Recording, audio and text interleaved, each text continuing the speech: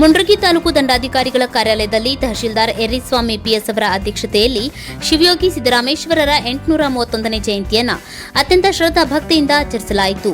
ವಚನಗಳು ಜೀವನ ಶೈಲಿಯ ಬದಲಾವಣೆಗೆ ದಾರಿ. ರಾಘವೇಂದ್ರ ನರೇಕಲ್. ಕಾರ್ಯಕ್ರಮದಲ್ಲಿ ಮುಖ್ಯ ಅತಿಥಿಗಳಾಗಿ ಆಗಮಿಸಿದ್ದ ಬೋವಿ ಸಮಾಜದ ಹಿರಿಯ ಮುಖಂಡರಾದ ರಾಘವೇಂದ್ರ ನರೇಕಲ್ ಮಾತನಾಡಿ, ಸಿದ್ದರಾಮೇಶ್ವರರು 12ನೇ ಶತಮಾನದಲ್ಲಿಯೇ ಸಾಮರಸ್ಯದ ಬದುಕನ್ನು ಕಟ್ಟಿಕೊಟ್ಟ ಮಹಾನ್ ವ್ಯಕ್ತಿ. ಅವರು ಸುಮಾರು 68,000 ವಚನಗಳನ್ನು ರಚಿಸಿದ್ದು, ಪ್ರಸ್ತುತ ಕೇವಲ 1,379 ವಚನಗಳು ಲಭ್ಯವಿರುವುದು ದುರದೃಷ್ಟಕರ. ವಚನಗಳು ಕೇವಲ ಒಂದು ಜಾತಿಗೆ ಸೀಮಿತವಲ್ಲ, ಅವು ಶ್ರಮಿಕ ವರ್ಗದ ಎಲ್ಲಾ ಜನಾಂಗದವರನ್ನ ಒಳಗೊಂಡಿವೆ ಎಂದರು. ಮುಂದುವರೆದು ಮಾತನಾಡಿದ ಅವರು, ದೇಶದ ಪ್ರಗತಿಗಾಗಿ ನಾವು ಜಾತಿ ಪದ್ಧತಿಯನ್ನ ನಿರ್ನಾಮ ಮಾಡಿ ಒಗ್ಗಟ್ಟಿನಿಂದ ಬಾಳಬೇಕು. ಸಮಾಜವು ಇಂದು ಶಿಕ್ಷಣ, ಸಂಘಟನೆ ಮತ್ತು ಅರಿವಿನ ಕೊರತೆಯಿಂದ ಸಮಸ್ಯೆಗಳನ್ನು ಎದುರಿಸುತ್ತಿದೆ. ನಮ್ಮ ಸಮಾಜದ ಕೌಶಲ್ಯಗಳು ಅಭಿವೃದ್ಧಿಗೆ ಪೂರಕವಾಗಬೇಕು ಎಂದು ತಿಳಿಸಿದರು. ಸಿದ್ದರಾಮೇಶ್ವರರು ಕ್ರಾಂತಿಯೋಗಿ ಹಾಗೂ ಕಾಯಕಯೋಗಿ.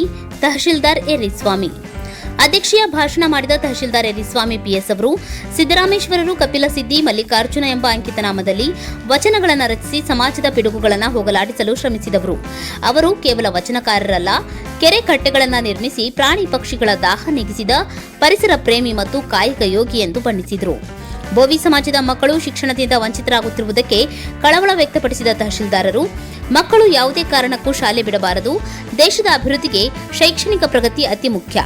ಮಕ್ಕಳನ್ನ ಶಾಲೆಗೆ ದಾಖಲಿಸಲು ತಾಲೂಕು ಆಡಳಿತ ಸದಾ ಸಿದ್ಧವಿದೆ. ಪೋಷಕರೊಂದಿಗೆ ಚರ್ಚಿಸಿ ಮಕ್ಕಳನ್ನ ಶಿಕ್ಷಣದ ಮುಖ್ಯ ವಾಹಿನಿಗೆ ತರುವ ಕೆಲಸವನ್ನ ನಾವೆಲ್ಲರೂ ಕೂಡಿ ಮಾಡೋಣ ಎಂದು ಭರವಸೆ ನೀಡಿದರು. ಈ ಸಂದರ್ಭದಲ್ಲಿ ಈರಣ್ಣಗಟ್ಟಿ, ಸುರೇಶ್ ಬಂಡಿವಡ್ಡರ್, ಬಸವರಾಜ್ ನವಲಗುಂದ್, ಧ್ರುವಕುಮಾರ್ ಚಂದ್ರು ಹಾಗೂ ತಾಲೂಕಾ ಮಟ್ಟದ ವಿವಿಧ ಇಲಾಖೆ ಅಧಿಕಾರಿಗಳು ಮತ್ತು ಸಮಾಜದ ಗಣ್ಯರು ಉಪಸ್ಥಿತರಿದ್ದರು. ಕುಮಾರ್ ನಾಯಕ್, ಕರಾಳ ಸತ್ಯ ನ್ಯೂಸ್, ಮುಂಡರ್ಗಿ.